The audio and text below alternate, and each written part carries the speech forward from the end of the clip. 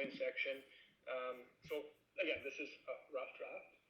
I wouldn't call it legislation. I would more call it a contract or an agreement. But so basically, we're looking for people to agree and pledge that they're going to promote the aims of our vision, namely achieving individual sovereignty and maximizing liberty, establishing a society based on a non-aggression principle and voluntary associations, to agree to obtain your own vessel and come to the island, to adhere to the non-aggression principle in all my interactions by not killing, assaulting, imprisoning, or stealing, and to commit those acts only in defense of myself or someone under my protection, exclusively against the aggressor, and only to the extent necessary to prevent the aggression, to protect the life and bodily integrity of my offspring until they can provide for themselves, or an alternative guardian has been found, and to respect voluntary associations by honoring my word and by abiding by contract. So, some kind of moral pledge like that is certainly reasonable and expected of people who want to join the community, right? We're not here to attract criminals, and if they're criminals, and I think we can all collectively say if you're going to break these rules, you're not going to follow contracts, you're going to try and steal, you're going to try and hurt people, then we're going to collectively say you're not welcome here.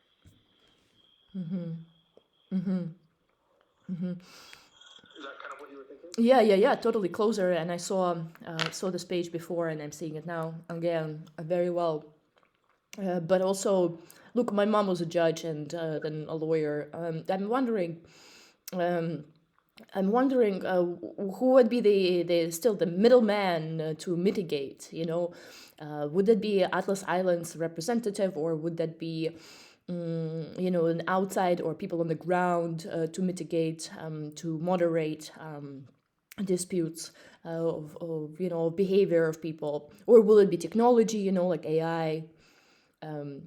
Thoughts on that? I think the answer to your question is a yes. A yes, except for the Atlas Island people, because Atlas Island is a community. There is no official hierarchy or structure to it. It's just a network without any hierarchy per se. So it would be a combination of the above. There would certainly be ideally some private arbitration companies, and when you sign formal contracts, those contracts can stipulate what the jurisdiction is. So they could say, for example, that they want this to be settled in American courts, so they want it to be settled in this private arbitration tribunal, or they want it to be settled by some. If it's a contract, you can make a smart contract. There's no reason why that can't be completely enforceable, and then you can bring it to any of these arbitrations as a contract that's been filled, and if it's violated, then you can seek a judgment from them. Ultimately, in the short term, the answer to who's the final decision is it depends on whose flag you fly on your vessel. So when you're sailing a ship in international waters, you legally are supposed to fly a flag on it, and that flag dictates where the vessel is registered and therefore whose sovereignty it falls under. I mean, one of the more common ones is Bahamas, Panama, St. Kitts and Nevis. All of these countries that are low tax jurisdictions, they currently serve as the final court of decision and appeal in the case of all vessels flagged in their jurisdiction. So, for example, if you take a cruise with the Royal Caribbean, anywhere you are in the world except for in territorial waters, when you're on that cruise ship, technically they're flying the Bahamas flag. So technically the Bahamas legal system is where all final appeals, after any arbitration systems are exhausted, would then end up in that court system. That makes sense. Yeah, just seeing. The idea is to not get there. The idea is to have arbitration sufficiently that you don't need to go to the courts. Yeah, totally. That's it. That's exactly what I was thinking. Like, how to? Yeah, sure, we have this flag, blah blah. Like, sure, we have all these passports. Like, but how we can come together as humans and reach certain agreements and coordinate in a way that is avoiding, involving these systems. Like, in my perspective, I'm interviewing a lot of women for my podcast, and just every woman says like, oh yeah, I've been abused, blah blah blah blah blah, never talked about this, and don't never called the police. I'm like, okay, good, you didn't call the police, you didn't involve this, blah blah blah, but what was the outcome? How did you negotiate? How did you mitigate this conflict? Many cases it will be like a divorce or like a breakup, but ideally I think it would be cool to reach a certain agreement or stage of the relationship that is like transformed without needing to part ways completely, to see each other as like, okay, we're gonna meet at some point again, and that's okay. I guess it comes down to human factor and ethics and that's something to just develop more and more. I think I really understand and learned like this like idea of network stating and everything like that you were speaking about from what I've experienced at Burning Man. But Burning Man was like more of like experience for a certain time frame. And I wonder Yeah. which spaces and containers it's possible to like implement the Burning Man like culture, and where it would actually work, because it really does work there, you know. I mean, I haven't had the pleasure of going in. I hopefully will at some point soon. But yeah, I mean, I've heard great things about it, and you're exactly right. I mean, you're involved in Chilada, right? Is that your project, or are you involved in it somehow? No, I'm just helping navigate. With Andrew is also Metaslav from the ex-Soviet Union, and he and I share the language, and it really helps to learn from each other from a perspective of the Russian language and translate our views into English so that we can better communicate the overall peace agenda that we're on. And yeah, just we're partners in that more than anything. But I'm closely watching on what he's doing in Talata, learning the way that the team is coming together before the funding is there. I'm just looking deep inside into certain organizations, understanding what their rhythms of work, and translating and communicating within different other teams, specifically in the scope, just like what Andy is doing, in the scope of or the topics of network states, decentralized identity, and everything in between. Yeah, so I mean, I think certainly seasteading is a great opportunity to trial all of those things, and I think the truth is that we're not going to get it right on the first time. I mean, as long as we have a way that things can fail in a relatively safe manner, you can keep trialing different things until you find exactly what works, and refine it. And in the end state, I don't expect that everyone is going to follow the exact same agreement or the exact same system. I think there will be a network of network states on the ocean eventually, and assuming they all adhere to the same kind of core philosophy, I envision that network of network states being Atlas Island. Each platform that has people docking it will have its own set of rules, slightly different from the others, but all agree on a set of common principles. And like just like at Burning Man or FMRL, as long as we agree we're going to respect property and voluntary association.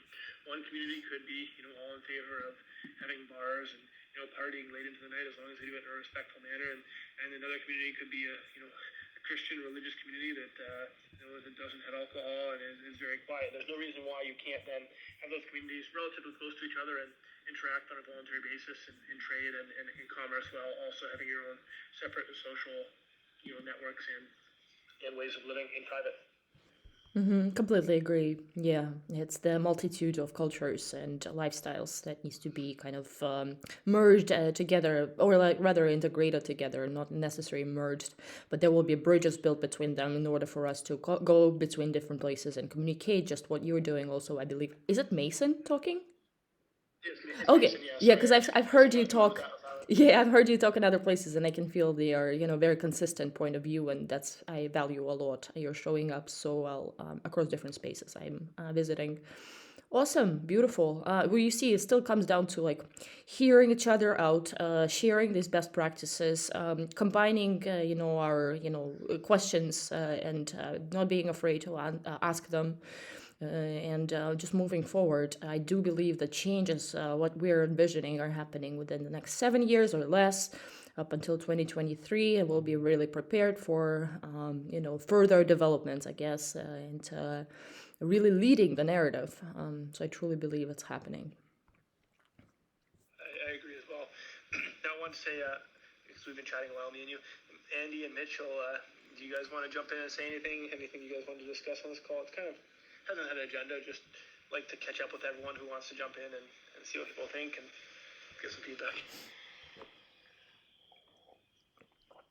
I had a couple things that I wanted to say while I was listening to the conversation, but we kind of jumped from point to point, and I think I lost my original train of thought. But I guess if I could just throw something in, because we started off this whole thing talking about the Arc of Liberty. So I know that me and Mason have been working on the Arc of Liberty for several weeks now, and I think it's going pretty well, and I'm happy with how it looks. One thing that I would envision for the future of seasteading is not just groups of people living together, having different ways of doing things, maybe having slightly different legal or political systems or what have you, but even the seasteads that they're on might be slightly different. Like this Arc Liberty design might be mobile. There might be the Arc Pad, which my company is designing, is going to be stationary, so it's going to be anchored in one place. But there should be kind of like these hubs where again, going back to this conversation of where am I going to dock, where am I going to get food and stock up on food.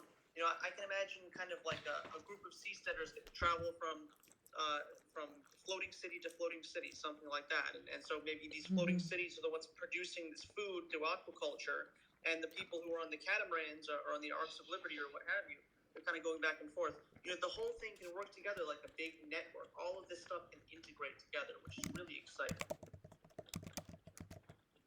Absolutely. I mean, if you're a farmer, you need people who are going to be more stationary. So, I mean, something like the Arc Pad makes a lot more sense for someone who's going to be stationary, because you lose the mobility, but you gain cost savings, and you probably gain more space and stability. So it's every person, like you said, has to choose the vessel and the community that best suits their needs and their lifestyle. So I completely agree.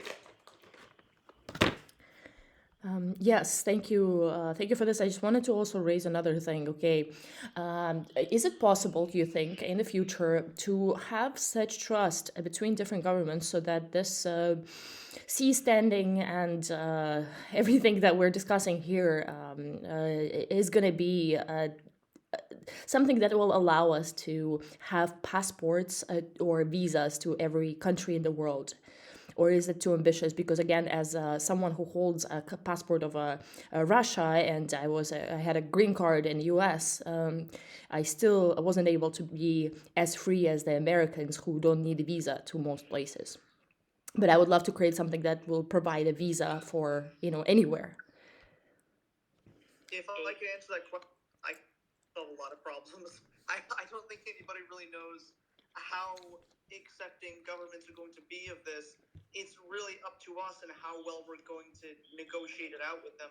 As a general rule, typically the smaller the country, the more grounded in reality of the country. If you're trying to deal with a country that's trying to become an empire, or with a country that's just absolutely massive, they might not pay any attention. They just might not care. But if you're working with smaller countries like Palau or here in the Philippines, you can generally negotiate things a lot easier. It's like the difference between talking with a local or regional government and a national government. So I think I would expect that the most friendly places for early seasteads are probably going to the Micronesia area, places with a bunch of small countries, if that makes sense. And on that note, I mean, I think long term, having a passport would be interesting. I think in the medium term, what's much more likely is, there's a few countries that offer citizenship by investment. I know it's not cheap, but one of the ideas I was floating to is, I guess pun, was basically if we can go to something like St. Kitts and Nevis or Antigua and Barbuda, one of these countries that offers citizenship by investment, and basically if you put $200,000 into real estate in St. Kitts, you can and pay an extra $30,000 fee, you can get a passport from that country. It makes you a full citizen. It's not just passport; you get a citizenship in that country that comes with a passport, being a full citizen. So if we, for example, built out a marina in St. Kitts or Nevis, and a couple of these, and we had, say, Nevis, which is a smaller island, has 10,000 people right now. If you get a couple marinas there, and you have, say, 2,000 or 3,000 people between those marinas that have all bought slips and now all have citizenship in that country. Number one, you have citizenship, you can travel as a native in that country. Number two, now, instead of trying to create our own passport, we can essentially immigrate our way into, not colonizing, but becoming a strong player in the politics of a small country, which is already very liberty friendly, and help to push them towards further supporting the community, right? So I think that's kind of one way you can go about it. Instead of trying to create sovereignty, you can essentially buy sovereignty if you have enough people and enough money. I do see the future where we, as a network state alliance and the alliance of all the seasteading initiatives, will be able to claim, the identity of each individual who is showing up and being part of this greater community to have a political independence. As a whole, we are much bigger than obviously each of us. That's what I'm envisioning within next 5 years, because it's already happening with obviously the e-residencies programs, but it's like e-residency that is turning into physical residency, not based on our location, but based on our belonging to a group of people that we gain trust with by showing up and sharing our, outstanding opinions that are beyond, what is happening in the world right now. Basically, creating a political party in a way that is independent from each of our locations. Does that make sense? Or our flags? Is that too ambitious? No, it definitely makes sense. No, I think it makes sense. I just think 5 years is very, very optimistic. I mean, I think you first have to have a large community living on the ocean as a network state, that identifies in a certain way, and then you have to have a track record. So, honestly, I think to actually have achieved recognized sovereignty as a community, if you're not buying it from another country, I think you're probably talking 20 or 30 years at the very least, because international things move very slowly. I mean, you can functionally probably achieve it in 5 or 10 years, but I don't think you're going to see America, the United States, America, Europe, any major country, recognizing that. Maybe you'll get, some small country to maybe give you some stamp of approval, like, Liberland has, potentially, but like, if you want serious independence to the point where it's like, I don't need my Canadian passport anymore, I think you're talking 20 or 30 years before that's even in the realm of possibility. But I think it's a good long-term goal. No, but also I see opportunity that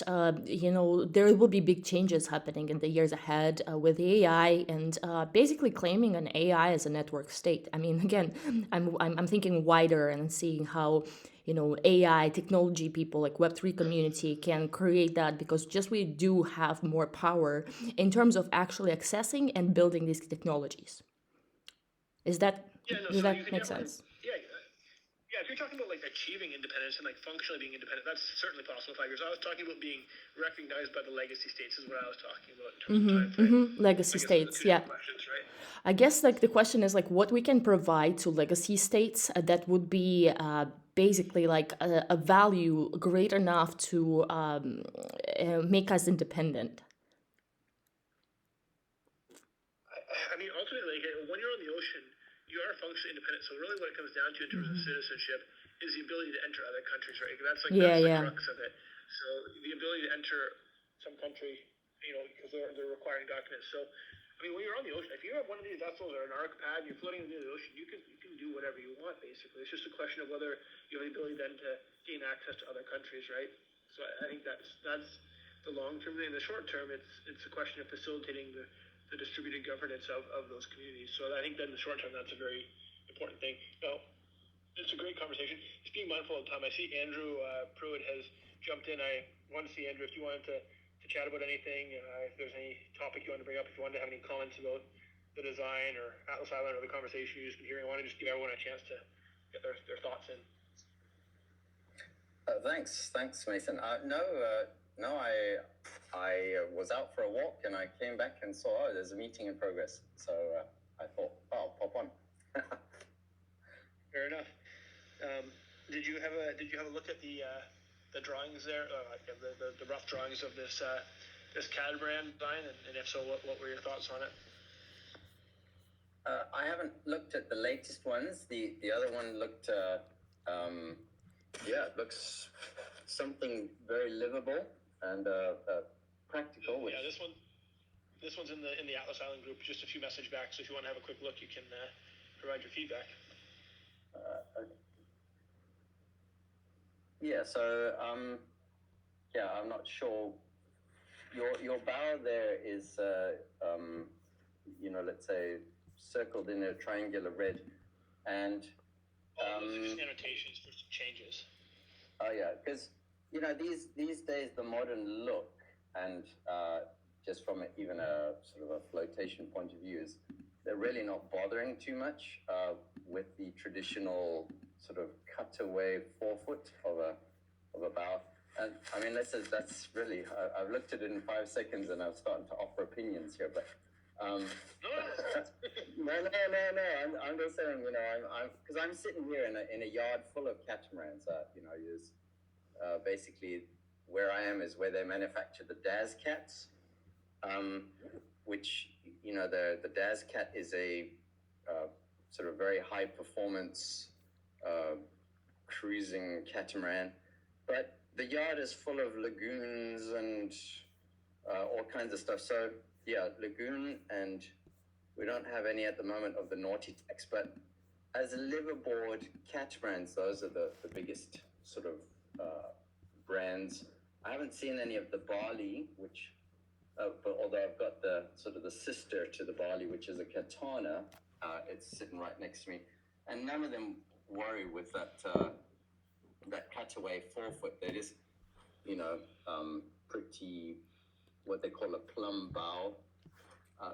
This doesn't work. As I say, you know, really possibly just wasting everyone's time with my off the handle opinions there. So basically, when it comes to a boat, every man has to love his own boat. And you know, let's say because the reasons why a person has a vessel are so personal. You know, let's say, and they're personal in a way that you yourself, until you are on your boat, you don't even know things about your own self. You know, in terms of, yeah, I like this, I don't like this, oh, I can't stand this thing, I never thought about that thing. You know, and something I never did think about suddenly becomes the most precious feature of my whole sort of existence. So,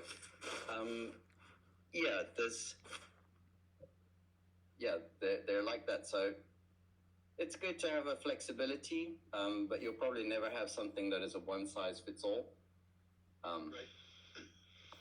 But lovely. And I was gonna say, yeah, like, so like those specific comments, I would certainly love to hear those later in a private chat. I guess in general, like, you know, the Atlas Island approach, the network state, what are important things? As someone, probably the only person so far on this chat who's actually living full time on a boat right now, like, how do you think we get more people living on a boat? Like, what, like, you know, is it a new design of a boat? Is it something else? Like what is it that gets people over the edge to make that jump? Like, what was it for you, and how do we grow our community? So I come from a landlocked country, Zimbabwe originally, and then I had to move to South Africa when there was sort of political trouble in Zimbabwe, which sort of impacted my existence there. And then I applied to migrate to Australia, where my family is, but I wasn't successful.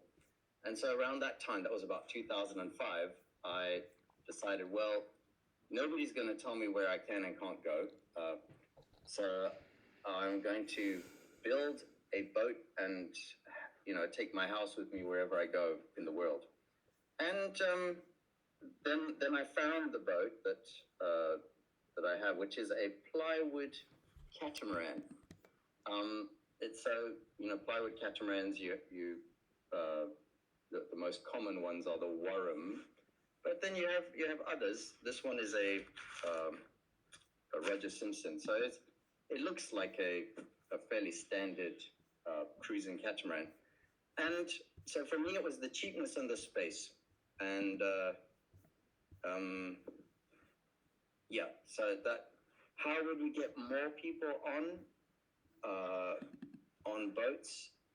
Basically, you have to do it, and that, you know, let's say I started with a bit of a gradual approach in terms of I bought a hull and then fitted it out. Took me 7 years, which was longer than I was expecting, and then my visa ran out in South Africa after that 7 years, and I was forced to basically leave. So thankfully it was ready, and then I came across from South Africa across the Atlantic to St. Helena, Brazil, the Caribbean, and then after some months in the Caribbean, came over the north side to England, and that's where I am now. And I've been out of the water virtually since I arrived. So that's about 6 years ago. So, yeah, you know, people's circumstances are all individual. And one thing I can say about living on a boat is if you do it right, it can be very cost effective. You know, let's say the majority of commercial offerings of boats, you know, let's say the costs seem to be quite prohibitive, but if you're sensible and look in either a second-hand market or you know, let's say just look at the most cost-effective ways of doing things, you will, you actually find that you end up with quite a, I would say, it's a bit like camping, but it's a reasonable quality of life, and as I say, very cost-effective. It's like basically living in an RV, or you know, so yeah, there is that, and in northern climates, I do appreciate that you really should design a liveaboard boat as a liveaboard boat right from the start, and not,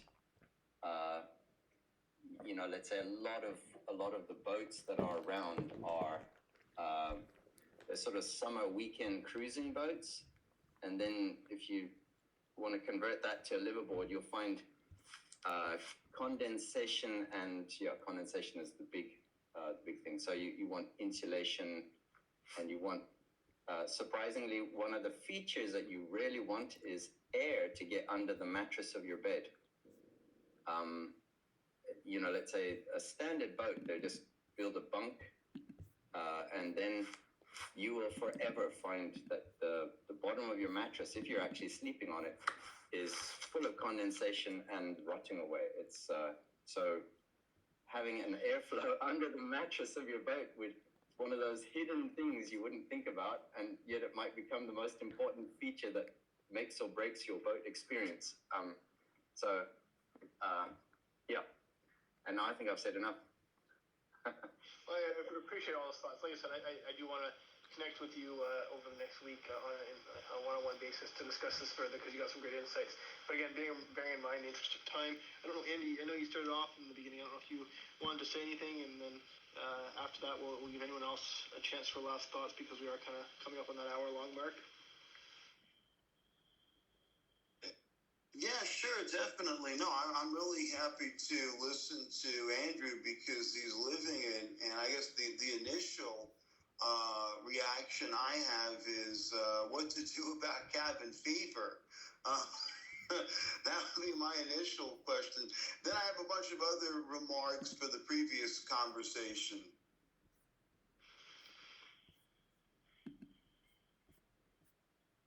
Oh, okay, so cabin fever.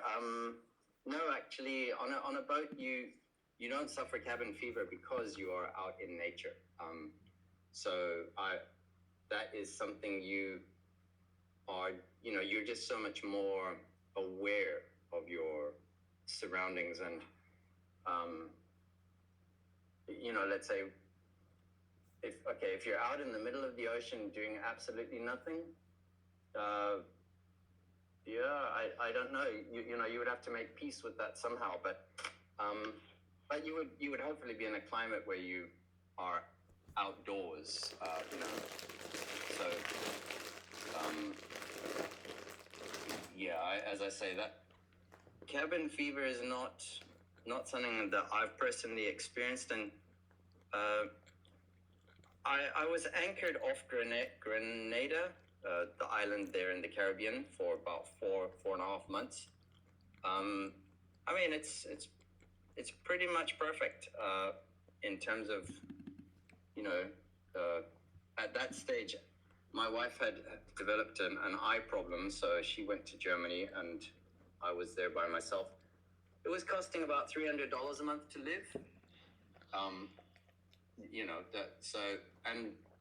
and you basically have your boat anchored off the beach with the trade winds blowing through, and when you sort of feel a bit warm, you jump off the back of your boat and you in crystal clear water, and you know, put your snorkel and your goggles on and go and examine the coral, you know, aquarium off the back of your boat. And so it's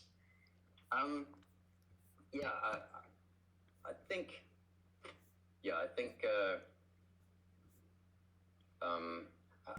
that's all I got to say on that one. I haven't personally experienced that. I sometimes wish for more space. You know, let's say as a liveaboard, more space to do the crazy things I like to do. But then, you know, what is that? I do electronics, CNC. I've got a keyboard. I've got you know, so my one spare cabin is set up as a sort of a studio. The one where I'm sitting right now is an office, and on the other side of the boat, the other spare cabin is set up as our kind of pantry area where, you know, because you once again don't have enough space for all your kitchen equipment and stuff. So that's, and then we have one cabin we actually, you know, live in as a like bed. So, and yeah, I would like to have my CNC machine on my boat, but that currently, because I'm on the land, it's under the boat. You know, let's say, so, but yeah, I'm waffling. So anyway. No, it's great feedback. Go ahead, Andy. Yeah, no, I appreciate it. I would imagine for folks that are pretty good at entertaining themselves, they're not going to have any serious issues, particularly if you're with a partner, a spouse, a friend, you know, even if you're by yourself in some instances, although it's probably a lot safer to be on the sea with someone else. I would just, you know, just logically it makes sense, you know, no man's an island, so they say. And, you know, from a first aid perspective or any other kind of a perspective. But circling back way to the beginning of this conversation or this call with the desalinization and the catamaran, I mean, why not even would it be possible to have some sort of, you know, greenhouse or little garden using desalinated water? Or would it even be effective, you know, to grow some, I don't know, herbs or tomatoes or things of that sort? I don't know the feasibility of that. I'm guessing it's been done, but I really have no knowledge about it, which is why I'm asking. So it really depends on what your goal is, right? If your goal is to have, sorry, I'm getting echo there. If your goal is to have a fresh, you know, fresh produce to supplement your diet from a taste and nutrient perspective, then certainly, and you can grow lettuce, you can grow all your vegetables. That shouldn't be a problem. You can have a relatively small garden and grow a lot of them. If your goal is to be, you know, calorically self-sufficient, that is going to be exceptionally hard. It comes just down to the amount of sunlight hitting space. So I mean, I think what would be a reasonable compromise is, like I said at the beginning too, is you could throw a year, 2 years worth of, you know, rice, wheat, you know, beans, whatever, for your bulk, your calories. And then you could certainly grow fresh herbs and, you know, vegetables to supplement with flavors and vitamins.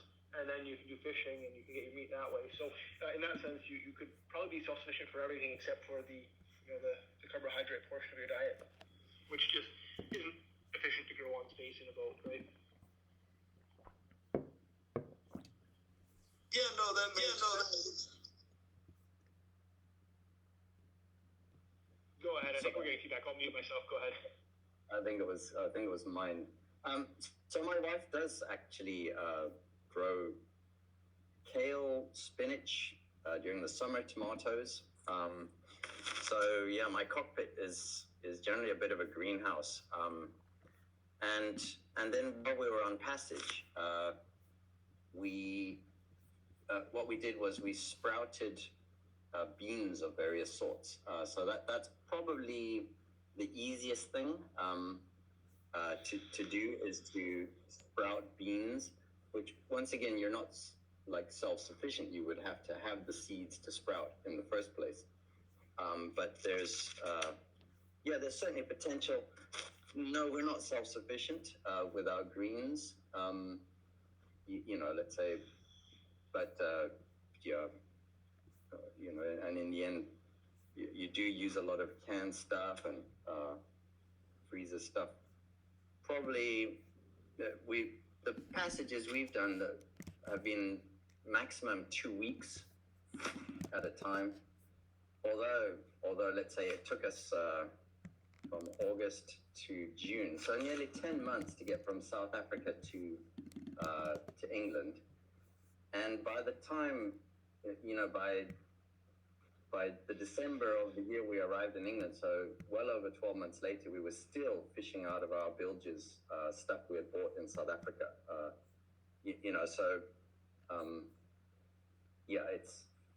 It's doable. Self-sufficiency in food, that's probably not going to happen the first thing, I would say. Not going to happen, but as you said, with the design that I've shown, for example, if you have a huge amount of hull space for storage and you do dried goods and canned things, 2 or 3 years worth of food, it's not unreasonable, right? You can throw a lot of stuff in there if you really want to lay it down. Oh yes, I certainly look at it. Especially on a boat the size you're looking at there. You could probably become a real prepper if you wanted.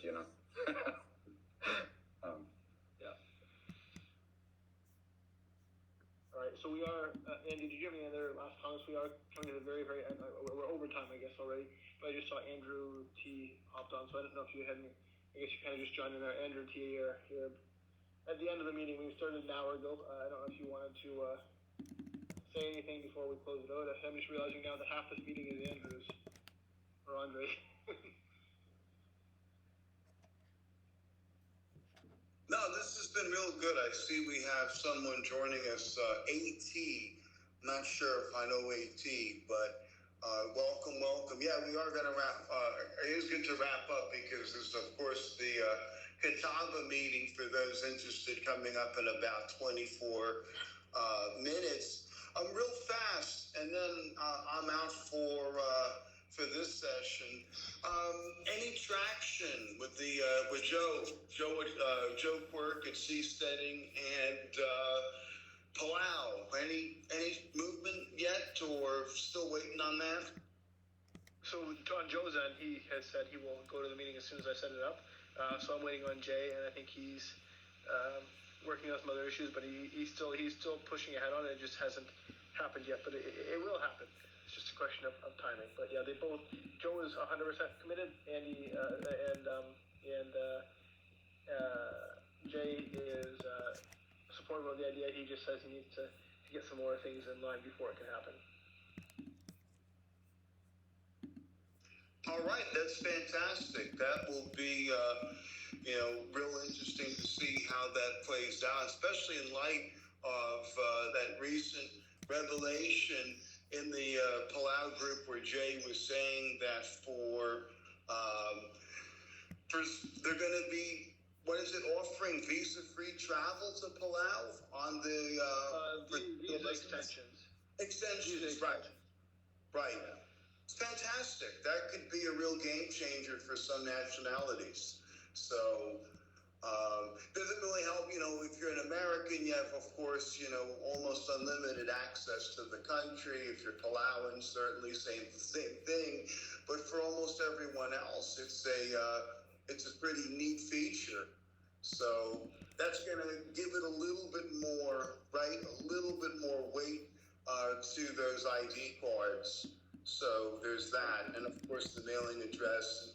These are things that do sort of fit into the previous conversation you were having with Natalia about network states and jurisdictions and all that fun stuff. But I'm starting to see we're gonna hopefully we're going to start seeing some alignment with all of this stuff. And I think we are. So Yeah, we're but, meeting. This is a big deal. Thank you, Andrew, for bringing us together, making sure that these days are happening, because the amount of information that we're exchanging during these calls are really is the key here, because it's all about intercommunications and open, transparent, sharing what's going on and what are our visions. So thank you so much, all of you, for showing up. It really matters. Yeah, I really appreciate everyone coming. Thank you. It's been a great conversation. And being, again, respectful of everyone's time, I will end the meeting now. But thanks again. Keep the conversation going on in the chat. And maybe next month we'll have another meeting and go from there. So thanks again, guys. Nice chatting with everyone. And I really appreciate it. If you ever want to reach out personally, I'm always happy to receive those messages. And Andrew Pruitt, I will reach out to you for your expertise on living on catamarans to get some further feedback. So thanks. Thank you very much, guys. Bye, everyone.